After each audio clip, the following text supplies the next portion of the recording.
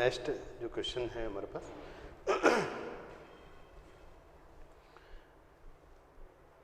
जैसे मान लीजिए मेरे पास Q चार्ज है और 4Q चार्ज है, 4Q चार्ज है। इसके बीच में मेरे को एक चार्ज रखना है। जैसे मान लीजिए मुझे जो है कोई कैपिटल Q चार्ज यहाँ पर रखना है इनके मिलाने वाली लाइन पर, ताकि जो है ये इक्विलिब्रियम में रहे, ताकि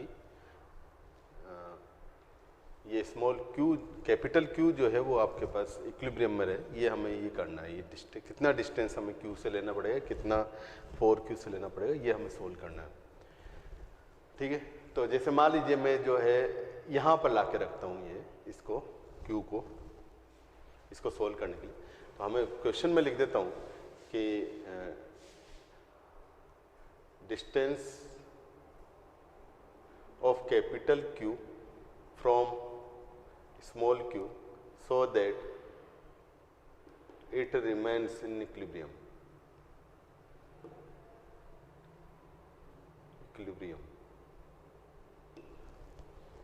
ठीक है। तो अब मान लेते हैं कि यहां से ये जो है x डिस्टेंस पर रखा जाता है कैपिटल Q। कैपिटल Q को हमने जो है x डिस्टेंस पर ला के रख दिया यहाँ। तो इस पर अगर हम नेट, इसको हमें इक्विलिब्रियम में रखना है, मतलब इस पर नेट फोर्स 0 के बराबर आना चाहिए। नेट फोर्स 0 के बराबर रखने के लिए इस पर जो फोर्स लगेंगे उनका सबका वेक्टर एडिशन 0 के बराबर आएगा। मतलब यहाँ पर ये Q चार्ज है तो इसके कारण एक इस पे फोर्स लगेगा और उसके कारण भी इस पर एक फोर्स लगेगा। ठीक है, तो मैंने वही सेम नेचर का माना हुआ है, तो वो इसको रिपेल करेगा, वो रिपल्शन इधर होगा F ड्यू टू 4Q, और ये भी सेम नेचर का है इसके, तो इसके कारण इस पर रिपल्शन का फोर्स आएगा। मतलब ये फोर्स आपके पास इस तरफ आएगा। ठीक है, F इंटू ये आपके पास Q के कारण, क्योंकि नेट फोर्स हम 0 के बराबर कह रहे हैं, इस पर F नेट बराबर 0 है, तो F4Q और FQ वो आपके सेम आना चाहिए। तो ये सेम आएगा तभी आपके इक्विलिब्रियम में रह सकता है, अदरवाइज नहीं। तो वैल्यू रखें 4Q के कारण। देखिए ये अगर मैंने x डिस्टेंस ये मानी है, टोटल r थी, तो ये डिस्टेंस आपके पास आएगी r माइनस एक्स के बराबर। तो 4Q के कारण Q पर जो फोर्स रहेगा K capital Q 4Q upon r minus x का होल स्क्वायर, वो बराबर इधर K Q capital Q upon x का स्क्वायर। ये सोल्व करते हैं, ये वाला टर्म ये इससे कैंसिल हो जाएगा। बाकी बचा हमारे पास ये, इसको आप अंडरवुड ले लें इसका, तो अंडरवुड लेते हैं तो 4 अपॉन इसका अंडरवुड लोगे तो 2 बचेगा, और r माइनस एक्स का होल स्क्वायर है, तो यहाँ r माइनस एक्स होगा इक्वल टू 1/x। इसको आप सोल्व करते हैं तो2x बराबर r माइनस एक्स, या यहाँ से x की वैल्यू हमारे पास आ जाती है r/3 के बराबर। ठीक है, तो ये आपके रहेगा। इसी क्वेश्चन में जो है वो इस तरह के क्वेश्चन भी बनते हैं कि Q के नेचर और कैपिटल Q का नेचर और स्मॉल q से दूरी ज्ञात कीजिए जहां पर इसे रखा जाए, ताकि पूरे सिस्टम इक्विलिब्रियम में रहे, जो टोटल जो सिस्टम है चार्जेस का वो इक्विलिब्रियम में आए। तो उस केस में क्या करना है आपको कि तीनों चार्जेस आपके पास इक्विलिब्रियम में होना चाहिए। तो तीनों पर कोई भी, ये इस पर भी, उस चार्ज पर भी और इस चार्ज पर भी, तीनों पर जो फोर्सेज आएंगे, टोटल जो फोर्स बनेगा, चाहे आप इस चार्ज पे निकाल रहे हो, चाहे इस पर चाहे इस पर, तीनों पर जो है नेट फोर्स 0 के बराबर आना चाहिए। ये हम कॉन्सेप्ट लगाएंगे तब जाके वो क्वेश्चन होगा। ठीक है, तो जहाँ पर पूरे सिस्टम का इक्विलिब्रियम पूछा जाए तो आप पूरे सिस्टम में जितने भी चार्जेस हैं उन सब पर नेट फोर्स 0 के बराबर करोगे, और जहाँ पर केवल इस कैपिटल Q का इक्विलिब्रियम पूछा जा रहा है तो वहाँ पर आप जो है केवल कैपिटल Q पर नेट फोर्स 0 करोगे। ये आपके पास उसके अकॉर्डिंग रहेंगे। ठीक है, तो ये क्वेश्चंस ऐसे रहेंगे इसमें। नेक्स्ट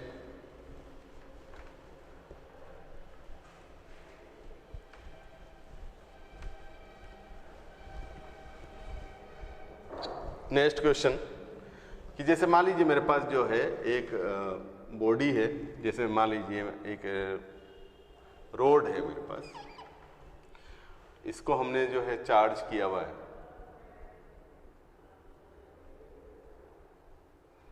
एक यूनिफॉर्मली चार्ज किया हुआ है इसको, लैम्डा इस पर चार्ज डेंसिटी है एंड एल लेंथ है, ये लेंथ हमने एल ले ली, ठीक है। अब एक चार्ज यहां से जो है पॉइंट चार्ज यहां से ए डिस्टेंस पर एक पॉइंट चार्ज रखा हुआ है कैपिटल क्यू। तो हमें ये निकालना है इसमें कि दोनों जो बॉडीज है, एक तो इस बॉडी पर और इस बॉडी पर जो भी फोर्स आएंगे, तो मतलब जो इस बॉडी द्वारा इस पर लगाया गया फोर्स या इस बॉडी द्वारा इस पर लगाया गया फोर्स, वो हमें मैग्नीट्यूड में निकालना है, ठीक है।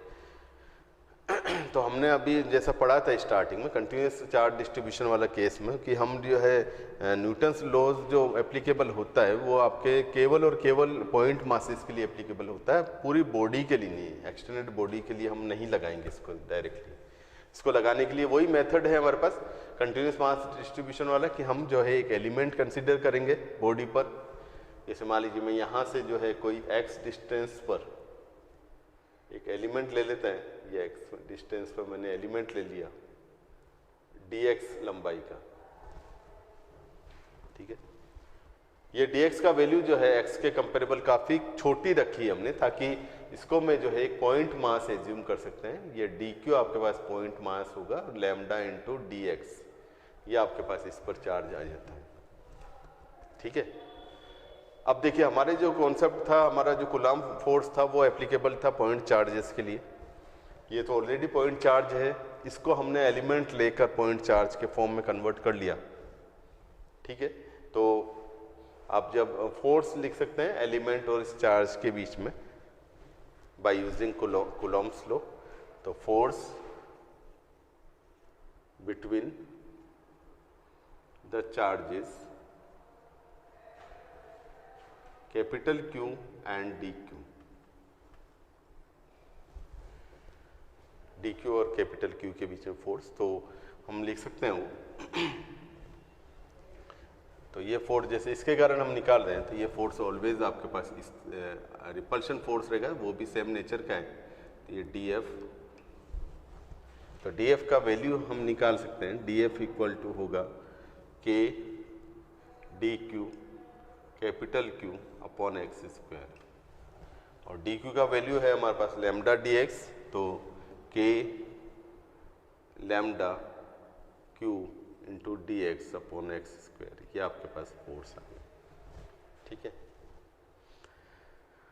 जैसा हमने अब सुपरपोजिशन प्रिंसिपल पढ़ा था हमने कि इसमें जो है पॉइंट चार्जेस पर लगने वाले जितने भी फोर्सेज हैं उन सबको हमें लेना और सबका वेक्टर एडिशन करना है। तो हम यहाँ पर जैसे मान लीजिए मैं इस पर फोर्स निकालना चाहूँ, जैसे मान लीजिए इस पर फोर्स हम निकालेंगे तो DF उतना ही फोर्स लगेगा जितना इस पर लग रहा है, ठीक है, क्योंकि ये आपके पास एक्शन रिएक्शन लॉ के अकॉर्डिंग है। अब सपोज कीजिए इस पर DF जो है वो इस तरफ लग रहा है, मान लीजिए मैं इस एलिमेंट की पोजीशन को चेंज करता हूँ, मान लीजिए मैं यहाँ ले लूँ या यहाँ ले लें या यहाँ ले लें, तो इस पर जो लगने वाला जो फोर्सेज है उस एलिमेंट के कारण वो आपके पास डायरेक्शन वाइज चेंज नहीं होगा, केवल मैग्नीट्यूड बदलता जाए क्योंकि डिस्टेंस सेपरेशन चेंज हो रहा होगा इस एलिमेंट का इससे, ठीक है। कहने का मतलब यह है कि सुपरपोजिशन प्रिंसिपल हम लगा रहे हैं, वेक्टर एडिशन करना है, तो वेक्टर एडिशन में यहाँ पर डायरेक्शन सेम रहेगी, सिर्फ मैग्नीट्यूड वेरी करेगा according to position of element. तो हमें सिर्फ जो है इसका मैग्नीट्यूड्स के लिए डिफरेंशिएट इंटीग्रेट करना पड़ेगा, डायरेक्शन कंसीडर करने की ज़रूरत नहीं है, ठीक है। तो जैसे यहाँ पर हम जो है सोल्व करें इसको, डायरेक्शन हमें देखनी नहीं, डायरेक्शन ऑलवेज सेम डायरेक्शन में ही आएगी, डायरेक्शन नहीं बदलेगी। तो आप जस्ट इसमें इंटीग्रेट करिए K लैम्डा Q, कॉन्स्टेंट हम बाहर ले सकते हैं dx अपॉन एक्स स्क्वायर, और x की जो लिमिट रहेगी वो रहेगी, देखिए लोअर लिमिट आपके पास x बराबर a है, यहाँ से ये डिस्टेंस जहाँ से रोड चालू हो रही है, और एक्सट्रीम जो पॉइंट है वो ये है, ये आपके पास होगी a प्लस एल। तो यहाँ पर जो लिमिट लगाओगे x बराबर a टू x बराबर a प्लस एल के बराबर,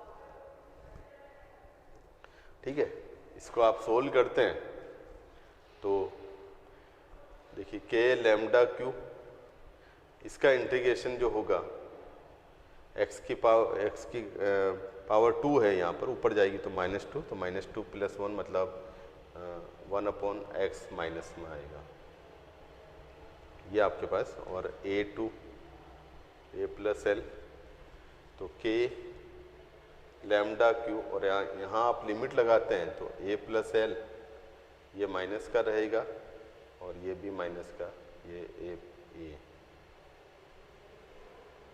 ठीक है, ये प्लस का हो जाएगा। इसको आप सोल्व कर लीजिए, जो भी होगा आंसर आपके पास आएगा। तो ये रहेगा मेथड इसका, ठीक। अब इसके बाद में नेक्स्ट, तो इस तरह से आप जो है इंटीग्रेशन यूज़ कर सकते हैं। जब भी कोई बड़ी बॉडीज आए तो उसके लिए आप इंटीग्रेशन मेथड आप यूज़ करेंगे और सोल्व करेंगे, ठीक है। इसी को हम जो है एक और एग्जाम्पल लेते हैं जिसमें कि एलिमेंट वाला मेथड हम यूज़ करेंगे और इसमें डायरेक्शन भी चेंज हो रही होगी। जैसे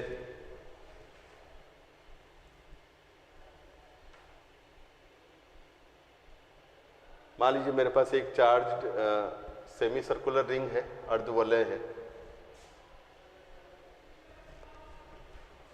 ठीक है। एक चार्ज यहाँ पर Q रखा हुआ है और सेंटर पे, एंड ये रेडियस R, और इसको हमने पॉजिटिव चार्ज दिया हुआ है, लैम्डा इसका चार्ज डेंसिटी है। देखिए आवेश घनत्व लैम्डा के बराबर है, ये लैम्डा।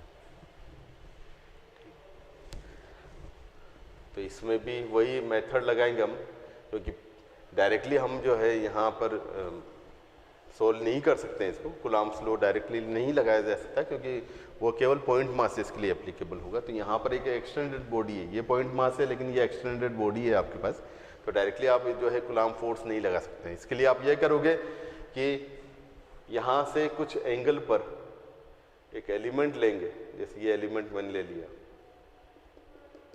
डी थीटा एंगल का, ठीक है। लैम्डा चार्ज डेंसिटी हमने ली भी है, तो इस पर चार्ज अगर हम निकालें तो इस पर चार्ज जो होगा वो डी क्यू, वो आपके पास हो जाएगा लैम्डा इंटू जो भी लेंथ है, और इसकी लेंथ होगी, सिंस ये एंगल डी थीटा बन रहा है तो ये लेंथ होगी आर डी थीटा, मतलब ये आएगा आपके पास lambda R into D theta, ठीक है। अब इसके कारण इस पर फोर्स लिखें तो वो फोर्स ड्यू टू एलिमेंट पर जो बल लगेगा, सॉरी एलिमेंट के कारण क्यू पर जो बल होगा वो डी एफ इक्वल टू हम लिख सकते हैं K D Q Q upon R square के बराबर, और ये डायरेक्शन होगी, ये पॉजिटिव चार्ज है, ये पॉजिटिव, तो ये रिपल्शन फोर्स आपके पास आएगा इस तरफ, ठीक है। अब यहाँ पर पहले हमारे पास क्या था कि हम इसको एलिमेंट को मूव करवा रहे थे, तो उसके अकॉर्डिंग डायरेक्शन सेम थी। अब मान लीजिए यहाँ पर मैं एलिमेंट को चेंज करता हूँ, जैसे मान लीजिए मैं इस एलिमेंट को यहाँ लेके आऊँ, सपोज कीजिए एलिमेंट को मैं यहाँ लेके आता हूँ, तो इस पर जो फोर्स निकालेंगे, फोर्स की डायरेक्शन आपके पास चेंज हो जाएगी, ये डी एफ, ठीक है। तो यहाँ पर जो फोर्स की डायरेक्शन है वो चेंज होगी, तो फोर्स की डायरेक्शन चेंज होगी, तो उसके अकॉर्डिंग हम देखें तो क्या करेंगे, फिर यहाँ से आप जो है थीटा एंगल पर, यहाँ से मैंने थीटा एंगल पर वही डी थीटा का एलिमेंट ले लिया, तो इस पर भी चार्ज उतना ही आएगा डी क्यू के बराबर, और उसके कारण जो फोर्स बनेगा वो डी एफ यहाँ पर रहेगा, ठीक है। तो अब इसको इंटीग्रेट करने के लिए हम एक मेथड लगा सकते हैं कि जैसे ये एंगल थीटा था तो ये एंगल भी थीटा होगा और ये एंगल भी थीटा होगा, मतलब डी एफ जो साइन थीटा वाले जो कंपोनेंट है वो कैंसिल आउट हो जाएंगे, और डी एफ कोस थीटा वाले जो कंपोनेंट है वो आपके पास सम होते जाएंगे, जोड़ते जाएंगे। मतलब हमें इस पर नेट फोर्स कैलकुलेट करने के लिए सिर्फ डी एफ कोस थीटा का इंटीग्रेशन करना होगा, df sine theta cancel out होते जाएंगे अपने आप ही।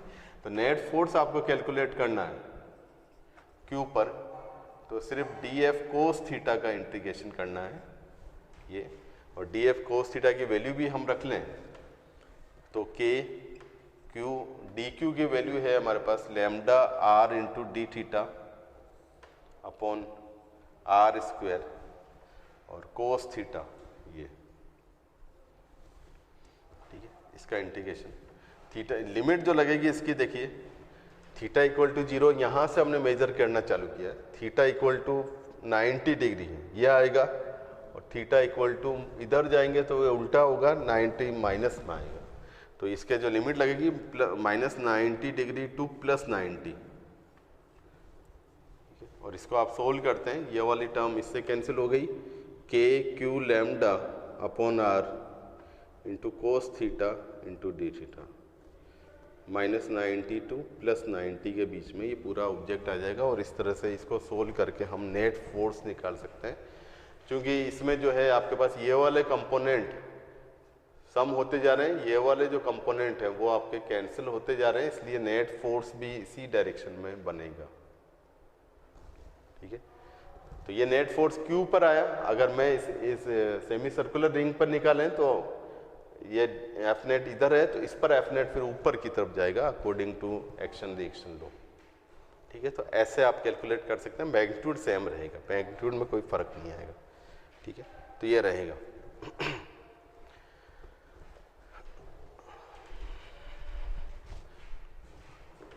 तो ये है आपके पास प्रैक्टिस शीट है, उसको सोल्व करिए। अब इसके बाद में जो नेक्स्ट टॉपिक है हमारे इलेक्ट्रिक फील्ड, विद्युत क्षेत्र।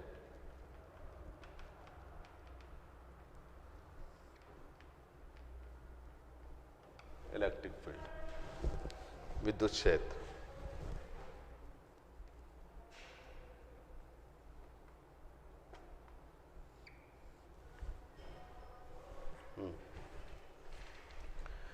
जिस तरह से अर्थ के चारों तरफ, पृथ्वी के चारों तरफ एक गुरुत्वाकर्षण क्षेत्र पाया जाता है, जिसमें कि कोई अन्य आवेश की उपस्थिति होने पर उस पर नेट बल 0 के बराबर रहेगा, उस पर नेट बल लगने लगता है। उसी प्रकार कोई भी आवेश अपने चारों तरफ एक ऐसा क्षेत्र बना के रखता है, एक ऐसा फील्ड क्रिएट करता है जिसमें अन्य कोई आवेश की उपस्थिति होने पर उस पर नेट बल आपके पास कार्यरत होने लगता है, उस पर एक कूलाम बल कार्यरत होने लगता है, और वही आपके पास जो क्षेत्र है वो कहलाता है विद्युत क्षेत्र या इलेक्ट्रिक फील्ड। मतलब किसी चार्ज के चारों तरफ का वो क्षेत्र जिसमें कि किसी अन्य चार्ज की उपस्थिति होने पर उस पर विद्युत बल कार्यरत हो, विद्युत क्षेत्र कहलाता है या इलेक्ट्रिक फील्ड कहलाता है, ठीक है। तो कोई भी पॉइंट चार्ज है आपके पास, कोई कैपिटल क्यू चार्ज है, तो इसके चारों तरफ का ये क्षेत्र है, मान लीजिए ये इसने इलेक्ट्रिक फील्ड आपके बनाया हुआ है, तो इसमें कोई भी अन्य आवेश अगर उपस्थित होगा, मान लीजिए कोई भी आवेश इसमें एंटर कर जाता है इस फील्ड में, तो उस केस में उस पर एक फोर्स लगने लग जाएगा, और फोर्स का जो डायरेक्शन वगैरह है वो डिपेंड करेगी कि इस चार्ज का मैग्नीट्यूड कैसा है, नेचर कैसा है, प्रकृति कैसी है। दोनों अगर सेम नेचर के चार्ज हैं तो ये रिपेल होगा, प्रतिकर्षित होगा, ये और ये आपके पास समान चार्ज हैं, समान चिन्ह के हैं तब तो प्रतिकर्षित होगा, अगर विपरीत चिन्ह के हैं तो फिर आकर्षित होगा, ठीक है। तो ये विद्युत क्षेत्र कहलाता है किसी, ठीक है। जब ये आवेश जो है इसके बाहर रहता है, इस विद्युत क्षेत्र की जो सीमा है इसके बाहर उपस्थित होगा, तो ये कैपिटल क्यू उस पर कोई फोर्स नहीं लगा पाता, लेकिन विद्युत क्षेत्र में उपस्थित होने पर ही वो बल लगाएगा, अन्यथा नहीं। जिसका विद्युत क्षेत्र फैला हुआ रहता है उसको हम उसको बोलते हैं आपके पास सोर्स चार्ज, स्रोत आवेश, सोर्स चार्ज। और इस इलेक्ट्रिक फील्ड के कारण जिस पर हम फोर्स निकाल रहे होते हैं वो कहलाता है टेस्ट चार्ज या फिर परीक्षण आवेश, ठीक है। तो ये सोर्स चार्ज और इलेक्ट्रिक टेस्ट चार्ज इस तरह से लिए जाते हैं, ठीक है। हम जनरली ये मान के चलते हैं कि किसी भी पॉइंट चार्जेस के कारण जो इलेक्ट्रिक फील्ड रहता है वो अनंत दूरी तक फैला हुआ होता है। ठीक है,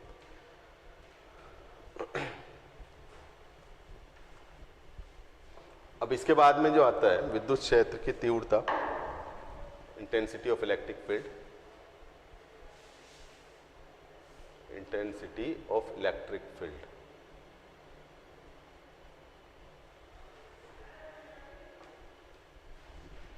ये क्वांटिटी जो है हम इसको ई वेक्टर से रिप्रेजेंट करेंगे। बेसिकली ये क्वांटिटी आपके रिप्रेजेंट करेगी कि कोई भी विद्युत क्षेत्र में किसी भी इलेक्ट्रिक फील्ड में किसी पॉइंट पर इलेक्ट्रिक फील्ड की इंटेंसिटी, मतलब इंटेंसिटी को हम सीधा से ये बोल सकते हैं कि उस पॉइंट पर जो है पर यूनिट चार्ज अगर रखा जाए तो उस पर जो भी फोर्स होगा due to the electric field, उसका जो वैल्यू है वो आपके पास इंटेंसिटी कहलाएगा। इंटेंसिटी सिंपली हम बोलते हैं force per unit charge, is called as intensity of electric field. ठीक है, कोई भी एकांक आवेश पर जो भी बल लगेगा वो आपके पास इंटेंसिटी कहलाएगी। तो इसका जो वैल्यू होना चाहिए, जैसे मान लीजिए मेरे पास जो है कैपिटल क्यू आवेश है, इसका इलेक्ट्रिक फील्ड आपके ये फैला हुआ है। ठीक है, और एक क्यू मान लीजिए मुझे इस पॉइंट पर जो है आवेश इलेक्ट्रिक फील्ड की इंटेंसिटी निकालनी है, तो मैं यहाँ पर कोई भी क्यू आवेश ला के रख देता हूँ और इसके कारण इस पर यदि फोर्स जो है F के बराबर लग रहा है तो ए पॉइंट पर जो इंटेंसिटी होगी, ए पॉइंट पर इंटेंसिटी, उसको हम ऐसे लिखेंगे। देखिए क्यू चार्ज पर जो फोर्स है वो F के बराबर हुआ, तो यूनिट चार्ज पर जो फोर्स होगा वो आपके पास F/Q and that is called as EA। ठीक है, ए पॉइंट पर ये रहेगा, ए पॉइंट पर इंटेंसिटी हम ऐसे लिखेंगे ये, और वेक्टर क्वांटिटी है, इसका यूनिट देखें, जो यूनिट आपके पास रहेगा ऐसा यूनिट इक्वल टू होगा न्यूटन पर कूलम के बराबर, न्यूटन पर कूलम के बराबर ये आपके पास इसका यूनिट होगा ऐसा यूनिट। ठीक, इसको जो है डायरेक्शन फॉर्म में लिखें तो EA की डायरेक्शन जो होगी वो F/Q के बराबर, मतलब, और यहाँ पर Q आपको क्या लेना है, पॉजिटिव चार्ज लेना है। मतलब इलेक्ट्रिक फील्ड की जो डायरेक्शन होती है वो पॉजिटिव चार्ज पर फोर्स की डायरेक्शन में रहेगी। डायरेक्शन ऑफ इलेक्ट्रिक फील्ड जो है वो होगी direction of force on unit positive charge. किसी एकांक धनावेश पर जो बल की दिशा है वो आपके पास उस बिंदु पर विद्युत क्षेत्र की दिशा को इंगित करेगा या दिशा को प्रदर्शित करेगा। ठीक है, तो किसी भी पॉइंट चार्ज के कारण जो फोर्स होता है वो आपके पास इस तरह से हम निकाल सकते हैं। अब ये वैल्यू अगर मैं निकालूं, मान लीजिए पॉइंट चार्ज के कारण भी हम देख लें, पॉइंट चार्ज के कारण intensity,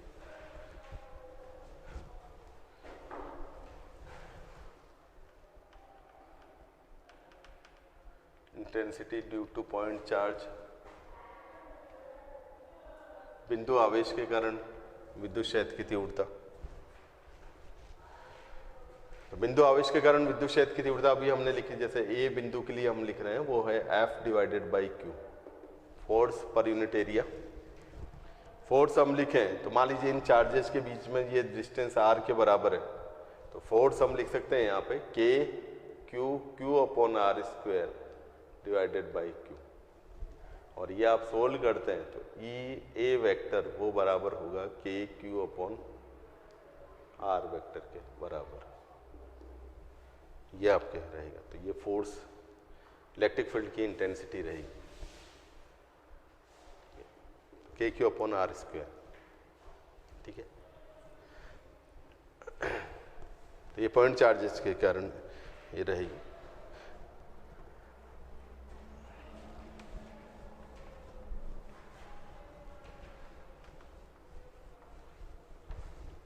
direction of E vector,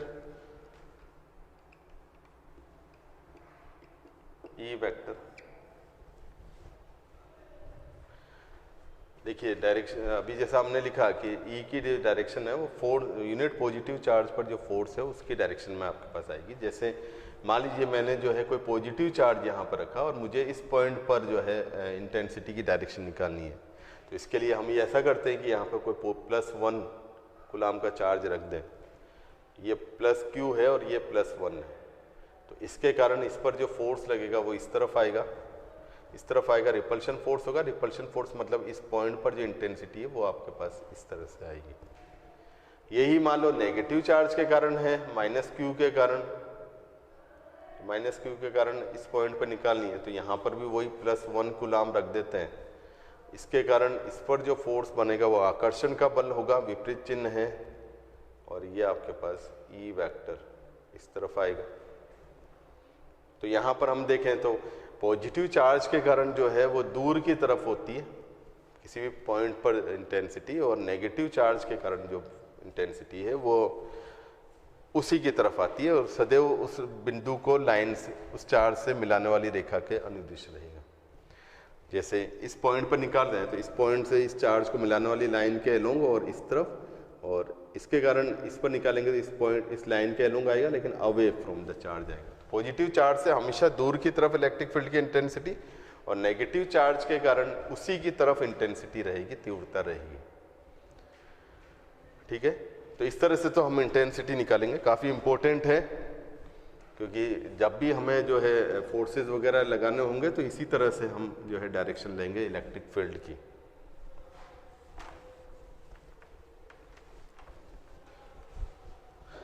next है force due to force on a charge due to electric field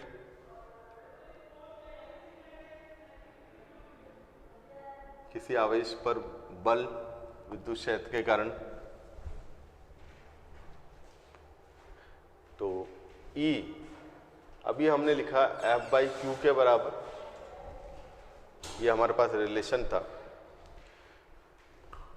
तो फोर्स अगर हमें लिखना है तो फोर्स का जो वैल्यू रहेगा F = q × E वेक्टर के बराबर, फोर्स = q × E वेक्टर के बराबर आपके पास बल रहेगा। अब यहाँ पर हम देख सकते हैं कि जो बल है वो आपके इससे दिया जाएगा। अब ये जो इसके जो दिशा है वो डिपेंड करेगी इस q पर, और यहाँ पे q पर हम जो है विथ साइन रखेंगे, चिन्ह के साथ में अगर हम रखें तो यहाँ पर बल जो है हमें मिल जाए। जैसे मान लीजिए पॉजिटिव चार्ज है q, पॉजिटिव चार्ज पे बल निकालना है, तो पॉजिटिव चार्ज पे फोर्स निकालने के लिए जस्ट जो है इलेक्ट्रिक फील्ड की डायरेक्शन में ही फोर्स आएगा ऑलवेज। लेकिन यही चार्ज अगर नेगेटिव होता तो यहाँ पर फिर नेगेटिव चिन्ह आता है, मतलब इलेक्ट्रिक फील्ड के विपरीत डायरेक्शन में आपके पास फोर्स लगेगा इलेक्ट्रिक फील्ड का। ठीक है, जैसे मान लीजिए मेरे पास ये है कि मैंने एक इलेक्ट्रिक फील्ड आपको प्रदर्शित किया है इस तरह से, ये इलेक्ट्रिक फील्ड है। ठीक है, इसमें मैंने जो है एक चार्ज रख दिया, मान लीजिए -q चार्ज है और एक आपके पास +q चार्ज है। तो इस पर जो बल फोर्स लगेगा +q पर E की डायरेक्शन में आता है, चिन्ह के साथ में रखें तो ये इधर आएगा, और ये फोर्स क्या होगा F = q × E के बराबर। लेकिन यही जो है इस पर अगर हम निकालेंगे तो यहाँ माइनस साइन के साथ में रखेंगे, मतलब इलेक्ट्रिक फील्ड के विपरीत दिशा में F = QE, ये आपके पास रहेगा। तो पॉजिटिव चार्ज पर फोर्स हमेशा इलेक्ट्रिक फील्ड की डायरेक्शन में, और नेगेटिव चार्ज पर जो फोर्स है वो इलेक्ट्रिक फील्ड के अपोजिट फोर्स लगेगा। ठीक है, तो दो चीज़ इसमें ध्यान रखनी है, एक तो आपके पास इलेक्ट्रिक फील्ड की डायरेक्शन कैसे लें, और एक इलेक्ट्रिक फील्ड में किसी चार्ज को रखने पर जो फोर्स की डायरेक्शन होगी वो आपके किस तरह से ली जाएगी, वो ऐसे लेंगे। ठीक है, तो ये रहेगा।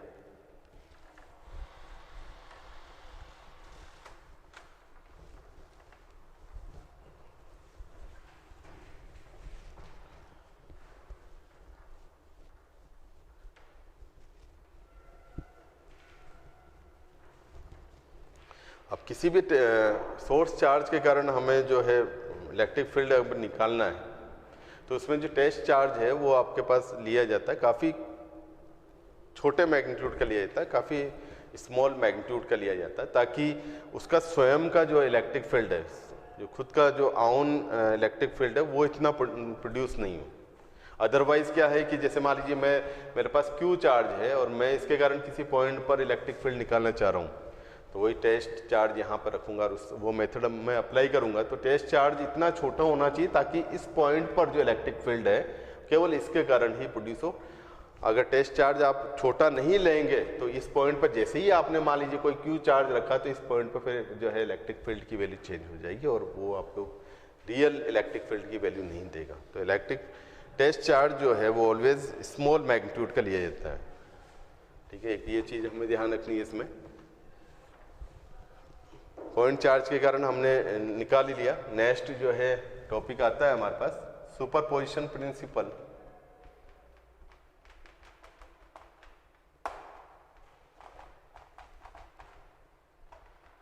For test charge, sorry for point charge, for electric field not.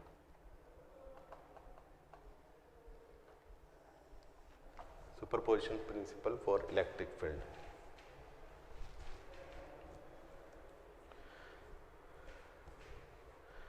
हाँ, तो इलेक्ट्रिक फील्ड जस्ट एक फोर्स है यूनिट चार्ज पर, इसलिए अगर हमें सुपरपोजिशन प्रिंसिपल लगाना है तो नेट इलेक्ट्रिक फील्ड निकालने के लिए क्या करोगे, जितने भी इंटेंसिटीज किसी पॉइंट पर बन रही हैं उन सब का वेक्टर एडिशन करके आप टोटल इलेक्ट्रिक फील्ड निकालेंगे किसी पॉइंट पर। वेक्टर एडिशन क्यों? क्योंकि वेक्टर क्वांटिटी है। ठीक है, तो नेट इलेक्ट्रिक फील्ड आप निकालोगे। जैसे मान लीजिए मेरे पास एक पॉइंट है, उस पर E1 इधर बन रहा है, E2 ये बन रहा है, E3 ये बन रहा है। इस तरह से डिफरेंट पॉइंट्स हैं, डिफरेंट इंटेंसिटीज बन रही हैं। इन पर आपको टोटल इलेक्ट्रिक फील्ड यहाँ पर निकालना है P पॉइंट पर। टोटल इलेक्ट्रिक फील्ड जो रहेगा EP equal to E1 plus E2 plus E3 plus E4 plus और भी इंटेंसिटीज है, तो उन सब का सम लेना है। वेक्टर सम आप करोगे, सदिश योग करोगे। ठीक है, तो ये मेथड हमें काम में लेना है इसमें सुपरपोजिशन प्रिंसिपल में। तो इसके लिए एग्जांपल लेते हैं पहले। जैसे मान लीजिए मेरे पास जो है ऐसा है कि दो पॉइंट चार्जेस रखे हुए हैं, एक तो Q है और एक आपके पास 2Q है। ठीक है, इनके बीच में दूर डिस्टेंस जो है वो R के बराबर है। हमें पॉइंट की मतलब स्मॉल q से उस पॉइंट की डिस्टेंस निकालनी है जहां पर इलेक्ट्रिक फील्ड की इंटेंसिटी 0 होगी। Distance of point from q where intensity of electric field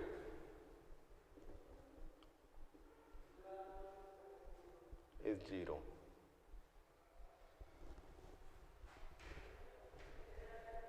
ठीक है, जहां पर इंटेंसिटी आपके पास 0 होगी। दोनों मैंने सेम चार्ज सेम नेचर का लिया है। जैसे मान लीजिए प्लस है और ये प्लस है, तो देखिए इसमें जैसे मान लो मैं पहले तो ये आइडेंटिफाई करें कि किस तरफ आपके पास इंटेंसिटी 0 होनी चाहिए। तो जैसे मान लो मैंने ये लिया, मान लीजिए ये आपके पास फर्स्ट चार्ज है, ये सेकंड चार्ज। देखिए ये इस पॉइंट पर हम देखें, मान लीजिए तो इस पॉइंट पर जो है इसके कारण इंटेंसिटी सिर्फ पॉजिटिव चार्ज है, इसी बिंदु से जोड़ने वाली लाइन का अनुदिश आएगा और दूर की तरफ E1 ये रहेगा। इसी तरह से इस चार्ज के कारण इस पॉइंट पर इंटेंसिटी वो भी आपके पास इसी तरफ आएगी E2, तो वो पॉजिटिव चार्ज है। यहाँ देखें दोनों सेम डायरेक्शन में आ रहे हैं, इनका वेक्टर एडिशन करना है हमें, तो वो 0 नहीं हो सकता है, सेम डायरेक्शन में। यहाँ पर आपके पास 0 नहीं होगा। ठीक है, इसी तरह से इस तरफ देखें इस तरफ कोई भी पॉइंट लेते हैं तो E2 पॉजिटिव चार्ज है दूर की तरफ, और E1 वो भी पॉजिटिव चार्ज है इस तरफ। तो यहाँ पर भी इलेक्ट्रिक फील्ड की इंटेंसिटी 0 नहीं होगी, ठीक है। तो इनके बीच में फिर कोई भी पॉइंट लें, जैसे मान लीजिए मैंने जो है ये पॉइंट ले लिया कोई यहाँ से x डिस्टेंस पर, मान लीजिए जहाँ पर हम इंटेंसिटी 0 ले रहे हैं, कुछ पॉइंट ले लेते हैं, मान लीजिए मैंने P पॉइंट है बोला इसको, तो इसके कारण इंटेंसिटी इस पॉइंट पर इधर आएगी, पॉजिटिव चार्ज है दूर की तरफ, और इसके कारण इंटेंसिटी वो आएगी इस तरफ। देखिए यहाँ पर जो है दोनों अपोजिट डायरेक्शन में है, कहीं ना कहीं इनके जो मैग्नीट्यूड है, जो परिमाण है वो बराबर भी बनेंगे, और बराबर बनेंगे तो वहाँ पर इंटेंसिटी नेट 0 आएगी। मतलब ये है कि जब भी सेम नेचर के चार्जेज होते हैं तो उनके बीच में किसी बिंदु पर इलेक्ट्रिक फील्ड की इंटेंसिटी जो है वो 0 बनेगी। अगर ये अपोजिट चार्जेज होंगे तो वो फिर आपके उनके बीच में ना होकर फिर या तो इसके इधर होगी राइट साइड में या फिर लेफ्ट साइड में, इनके बीच में 0 नहीं है बनेगी, ठीक है। निकाल सकते हैं, चूंकि EP हम 0 ले रहे हैं, मतलब ये होगा कि E1 प्लस E2 का वेक्टर एडिशन जो है वो 0 के बराबर आएगा। 0 के बराबर आएगा मतलब E1 परिमाण में बराबर और दिशा में अपोजिट ये रहेगा, ठीक। पॉइंट चार्ज के कारण अभी हमने फोर्स लिखा KQ/x², तो उसके कारण E1 का वैल्यू हो गया KQ/x², और इसके कारण 2KQ/r-x का होल स्क्वायर। ये दोनों का मैग्नीट्यूड हम बराबर कर रहे हैं, डायरेक्शन तो अपोजिट है ही सही। तो ये यहाँ से सोल्व करते हैं, KQ से KQ चला गया, अंडर रूट ले लो 1/x इक्वल टू 1/√2/r-x। इसको आप क्रॉस मल्टीप्लाई कर लो, क्रॉस मल्टीप्लाई करते हैं तो √2x बराबर r-x के बराबर, या x बराबर बनता है r/1 + √2, ये आपका, ठीक है। तो ये आता है वैल्यू। तो एक पॉइंट हम यहाँ ध्यान रख सकते हैं कि जब भी सेम नेचर के चार्जेज होंगे तो उनके बीच में कहीं ना कहीं पॉइंट पर इंटेंसिटी 0 आएगी, जबकि अपोजिट नेचर के चार्ज होने पर उनके बीच में नहीं होगी इंटेंसिटी 0। ऐसा कोई पॉइंट नहीं मिलेगा जहाँ पर इंटेंसिटी 0 होगी उनके बीच में, उसके इस तरफ या उस तरफ वाले पॉइंट पर जो है इंटेंसिटी 0 होगी, ठीक है।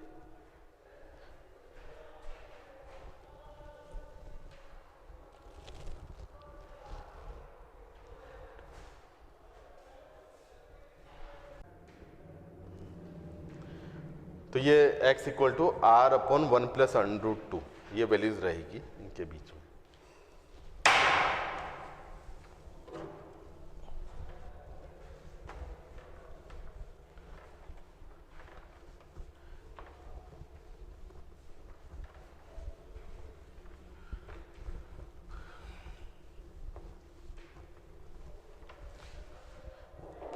नेक्स्ट पॉइंट है हमारे पास कि इलेक्ट्रिक फील्ड की इंटेंसिटी जो है वो मीडियम पर डिपेंड करती है, कि किसी भी चार्ज के सराउंडिंग में किस तरह का मीडियम है उस चीज़ पर डिपेंड करेगी, ठीक है। हमने अभी लिखा किसी पॉइंट चार्ज के कारण जो था इलेक्ट्रिक फील्ड की इंटेंसिटी E बराबर थी KQ/r², और Q का वैल्यू जो K का वैल्यू हम लिखते हैं 1/4πε0 Q/r²। ये 1/4πε0 मतलब वैक्यूम के लिए बात कर रहे हैं। यहीं पे अगर कोई मीडियम आएगा तो उस केस में यहाँ पे एप्सिलॉन आएगा, या फॉर द मीडियम अगर मैं लिखूं तो 1/4π एप्सिलॉन Q/r², और यहाँ पे वैल्यू भी हमने अभी निकाली थी Q/r² 1/4π ε0 × εr, ये रहेगी। मतलब सीधा सा ये कह सकते हैं कि ये वैक्यूम में अगर ये है आपके पास तो इसको हम EV/εr ये कह सकते हैं। मतलब मीडियम की प्रेजेंस में हमेशा जो वैक्यूम में जो इलेक्ट्रिक फील्ड की इंटेंसिटी है वो मीडियम की प्रेजेंस में 1/εr टाइम्स हो जाती है, ठीक है, मतलब घटेगी इंटेंसिटी, ठीक है। तो मीडियम का भी एक रोल होगा अपने, सिंस मेटल्स के लिए, फॉर मेटल्स εr की वैल्यू जो है वो इन्फिनिटिव लेते हैं, तो ऐसे केसेस में EM मीडियम में इलेक्ट्रिक फील्ड जो है वो 0 के बराबर आएगा। मतलब कहने का मतलब यह है कि जब भी हमें किसी चार्ज को जो है किसी मेटल में रखेंगे तो उस पर जो है उसकी कोई इंटेंसिटी नहीं बनेगी, किसी भी पॉइंट पर इंटेंसिटी 0 के बराबर बनेगी। मतलब मैं उस मेटल में कहीं फोर्स अगर कोई दूसरा चार्ज अगर रख दूं तो उस प्राइमरी चार्ज के कारण उस पर कोई फोर्स नहीं आएगा, क्योंकि उसकी इंटेंसिटी 0 के बराबर है, ठीक है। तो ये कुछ कॉन्सेप्ट है जो कि हमें ध्यान रखना है।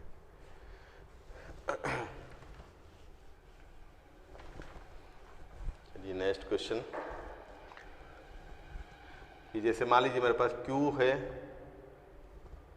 3 आपके पास पॉजिटिव चार्जेज हैं, सिमिलर चार्जेज है, क्योंकि किसी स्क्वायर के चारों कॉर्नर्स पर रखे हुए हैं, ठीक है। मुझे एक पॉइंट जिस पर चार्ज नहीं रखा हुआ है उस पर इंटेंसिटी निकालनी है, इस पॉइंट पर। जैसे मान लीजिए A है, ये B पॉइंट, ये C पॉइंट और ये D पॉइंट, ED मुझे कैलकुलेट करनी है, ये इसके कारण।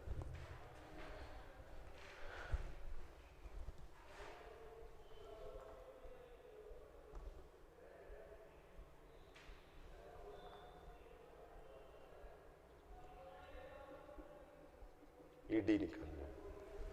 तो यह जैसा मैं बता रहा था अभी कि सुपरपोजिशन प्रिंसिपल ही हमें अप्लाई करना है। तो सबसे पहले तो अगर मैं ये यहाँ पर बनाए तो देखो A के कारण इंटेंसिटी पॉजिटिव चार्ज मैंने लिए हैं तीनों, तो A के कारण जो इंटेंसिटी होगी वो आपके पास इस तरफ आएगी, दूर की तरफ चार्ज से।